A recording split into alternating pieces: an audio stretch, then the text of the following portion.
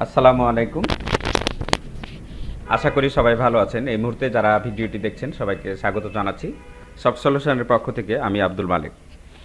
আজকে আমি যে বিষয়টি নিয়ে আলোচনা করব সেটা হলো আমাদের পজ সফটওয়্যার কিভাবে ব্যবহার করব।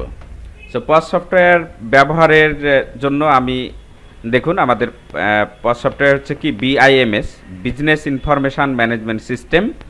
এই সফটওয়্যারটি আপনার যে কোনো ধরনের ব্যবসায় পরিচালনায় সার্বিকভাবে সহযোগিতা করবে। সো এই সফটওয়্যারে প্রথমে আমাদের যেটি করতে হবে, লগ ইন করছি আমি।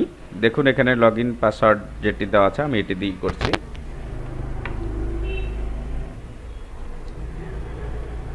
ইউজার নেম,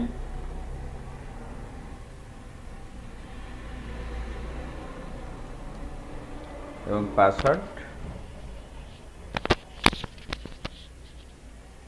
ওকে, ইউজার নেম পাসওয়ার্ড দেওয়ার পরে দেখুন এই ইন্টারফেসটা এসেছে। এটি আমাদের এই বিজনেস ম্যানেজমেন্ট সফটওয়্যারের। তো আমরা আজকে দেখাবো যে এই সফটওয়্যারে ঢোকার পরে একটি নতুন প্রতিষ্ঠান কিভাবে কাজ শুরু করবে। কাজ শুরু করার জন্য যে ড্যাশবোর্ডটি আসবে, এই ড্যাশবোর্ডে প্রথমে প্রোডাক্টে ক্লিক করতে হবে। দেখুন এই যে প্রোডাক্টের ডান সাইডে যে একটি চিহ্ন আছে, এখানে প্রোডাক্টে যদি আমি ক্লিক করি তাহলে অনেকগুলো জিনিস পাবো। তো আমরা নিচের দিক থেকে যদি দেখি তাহলে প্রথমে আছে কি ওয়ারেন্টি। আপনি যদি ওয়ারেন্টি প্রোডাক্ট সেল করে থাকেন তাহলে প্রথমে আপনাকে ওয়ারেন্টিগুলো সেট আপ করে নিতে হবে। সো এখানে দেখুন কয়েকটি ওয়ারেন্টি দেওয়া আছে, যেমন হাফ ইয়ারলি, তারপরে ইয়ারলি, এরকম। আপনি এখানে অ্যাডে ক্লিক করবেন। অ্যাডে ক্লিক করার পরে এটা কি টাইপ ওয়ারেন্টি, সেই ওয়ারেন্টি একটি নাম দিবেন মনে রাখার জন্য। সো আমি কোয়ার্টার নাম দিলাম, কোয়ার্টারলি। সাপোজ আমি এই নামটি ব্যবহার করলাম এবং এর সংক্ষিপ্ত বিবরণ আপনি লিখতে পারবেন। এবং এই কোয়ার্টারলি এখন সময় যে ওয়ারেন্টি সেটা আসলে মানে কতদিন কভার করবে সেটা আপনি লিখে দিবেন। তো সাপোজ আমি লিখলাম 90 ডেজ এবং এখানে ডেজ দেখায় দেব। ওকে, সো এখানে আরও অপশন আছে মান্থস, ইয়ার্স। আপনি যদি ইয়ার দেন 1 ইয়ার, 2 ইয়ার এগুলো, এবং আপনি এখানে নামটা সেইভাবে সেট করে দিবেন। সো দেখতে পাচ্ছেন যে আমি এখানে যদি সেভে ক্লিক করি তাহলে আমার একটি এই যে কোয়ার্টারলি 90 ডেজের একটি ওয়ারেন্টি ক্রিয়েট হয়েছে। সো আপনার বিজনেসে যে ধরনের ওয়ারেন্টি আপনি দিয়ে থাকবেন সেই ওয়ারেন্টিগুলো আপনি এখানে এসে তৈরি করে নেবেন যতগুলো খুশি প্রয়োজন। ওকে, সো ওয়ারেন্টি আশা করি বুঝতে পেরেছেন ওয়ারেন্টি কিভাবে সেট করতে হবে। এরপরে যদি চলে যাই আমরা, এরপরের অপশন হচ্ছে ব্র্যান্ড। সো ব্র্যান্ডে যদি ক্লিক করি, আপনি যে ধরনের প্রোডাক্টগুলো ব্র্যান্ডের প্রোডাক্ট সেল করে থাকেন সেই ব্র্যান্ডগুলো আপনি এখানে সেট করে নেবেন যদি আপনি ব্র্যান্ডেড প্রোডাক্ট সেল করে থাকেন।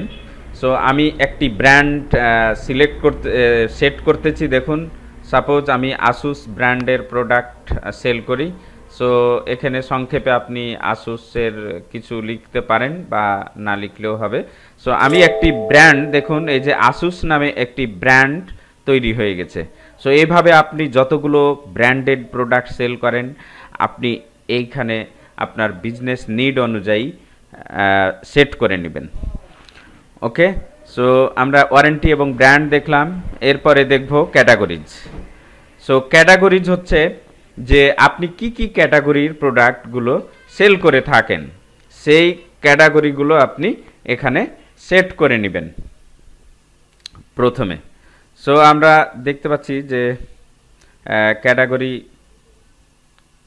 নেট স্লোর কারণে দেরি হচ্ছে, ক্যাটাগরিটি সিলেক্ট হচ্ছে। ক্যাটাগরিগুলো করলে আপনি এই অ্যাডে ক্লিক করে আপনি নতুন নতুন ক্যাটাগরি সেট করে নিতে পারবেন।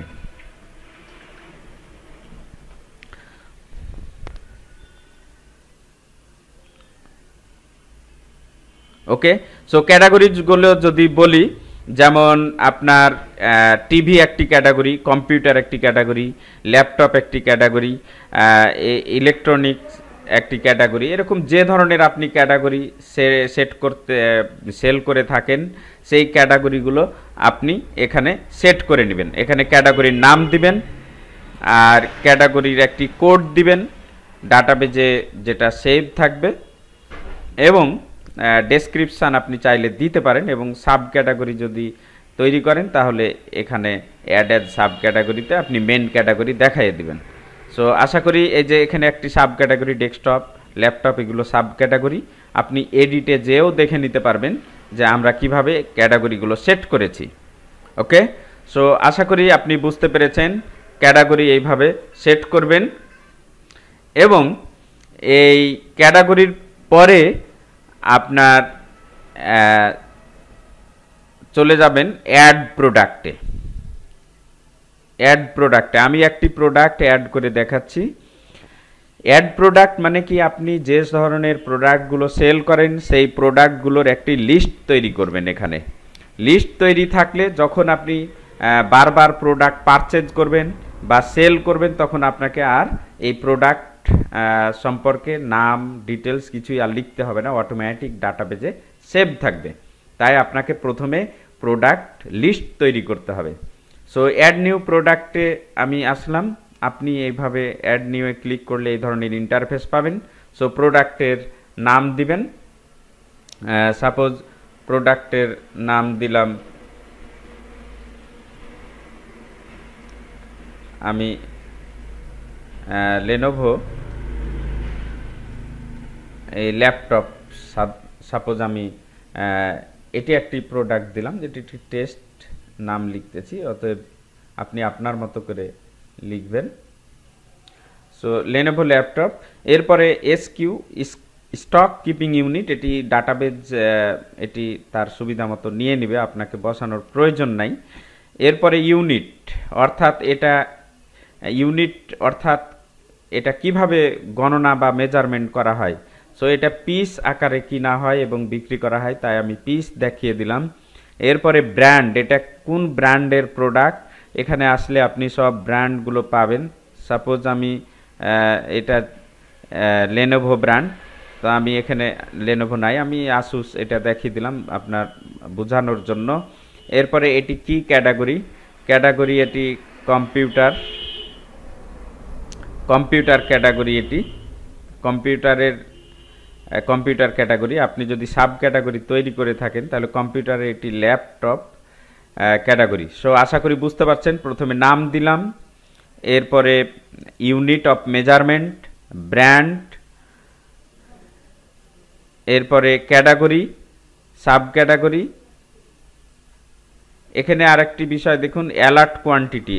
আপনি যদি এখানে আমি 5 দিয়ে দিই তাহলে আমার স্টোরে আমি 2 লিখলাম, সাপোজ আমি 10টি যদি ল্যাপটপ কিনি তো যখন 8টি বিক্রি হয়ে যাবে তো 2টি থাকতেই আমাকে অ্যালার্ট দিবে যে আপনার স্টক কিন্তু শেষ হয়ে যাচ্ছে। সো এটা হচ্ছে সেই অ্যালার্ট কোয়ান্টিটি আমি সেট করে দিলাম। এবং এখানে আপনি আরেকটি অপশন পাবেন, সেটা হলো ওয়ারেন্টি। সো ওয়ারেন্টিটাও আপনি ওয়ারেন্টি আপনি পারচেজের সময় পাবেন। সো এখন আমি একটি প্রোডাক্ট সেট করলাম এবং এখানে দেখুন এই প্রোডাক্টে কি স্টক ম্যানেজ হবে, তাই এখানে টিক দেওয়া আছে। যখন আপনি পারচেজ করব স্টক বাড়বে, সেল করলে কমবে। আর লেনোভো ল্যাপটপটির বিস্তারিত বিবরণ আপনি এখানে লিখতে পারবেন। সো আমি এখন লিখছি না।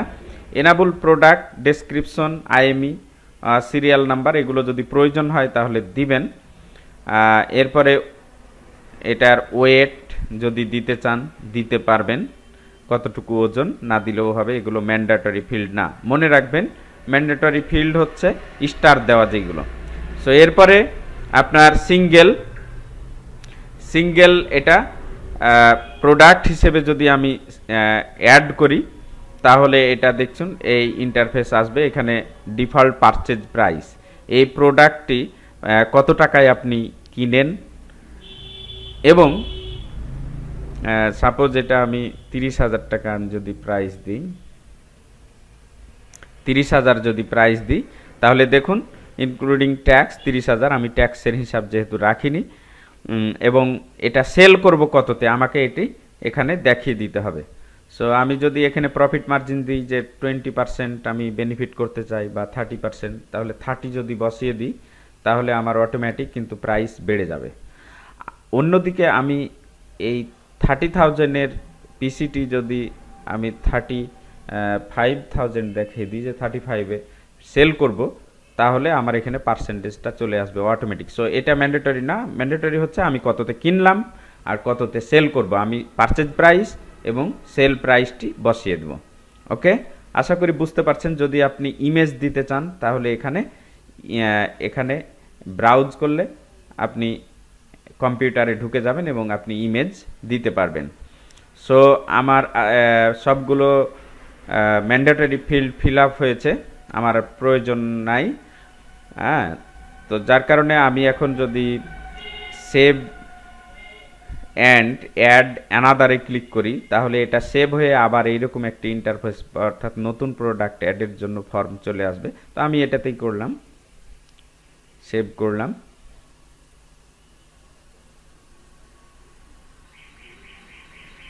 দেখতে পাচ্ছেন যে প্রোডাক্টটি সেভ হচ্ছে। ওকে, প্রোডাক্ট অ্যাডেড সাকসেসফুলি মেসেজ দিয়েছে। তো আমি যে প্রোডাক্টটি অ্যাড করলাম, আবার দেখুন আপনি নতুন আরেকটি প্রোডাক্ট একইভাবে অ্যাড করবেন। এইভাবে আপনার স্টকে যতগুলো আপনি যে ধরনের প্রোডাক্ট সেল করে থাকেন সেই প্রোডাক্টগুলো প্রথমে লিস্ট তৈরি করে নেবেন। এখন আমি যে প্রোডাক্টটি অ্যাড করলাম, আমি যদি লিস্ট প্রোডাক্টে ক্লিক করি তাহলে দেখুন আমি এই প্রোডাক্টটি দেখতে পাচ্ছি কি না। লিস্ট প্রোডাক্টে ক্লিক করলাম। লিস্ট প্রোডাক্টে যে যদি আমি দেখি লেনোভো ল্যাপটপ, আমরা দেখতে পাচ্ছি দেখুন এই লেনোভো ল্যাপটপ এবং 30,000 টাকা প্রাইস, 35,000 টাকা সেল প্রাইস। আমরা এখানে সার্চ দিলেও কিন্তু দেখতে পারবো। এই লেনোভো যদি সার্চ দিই তাহলে এখানে দেখতে পারবো, দেখুন শুধু লেনোভো ল্যাপটপটি এসেছে। সো আশা করি বুঝতে পেরেছেন প্রোডাক্ট কিভাবে অ্যাড করবেন। এই সফটওয়্যারে লগ ইন করার পরে আপনি প্রথমে আপনার ব্যবসা পরিচালনার জন্য যে সমস্ত প্রোডাক্ট আপনি সেল করে থাকেন সেই প্রোডাক্টগুলো সবগুলো আপনি প্রথমে অ্যাড করে নেবেন। যদি কোনো সমস্যা হয় তাহলে অবশ্যই জানাবেন, ইনশাআল্লাহ সঠিকভাবে সঠিক সময়ে সাপোর্ট দেব। সো আজকে এ পর্যন্তই রাখছি, পরবর্তী ভিডিও দেখার আমন্ত্রণ জানিয়ে আল্লাহ।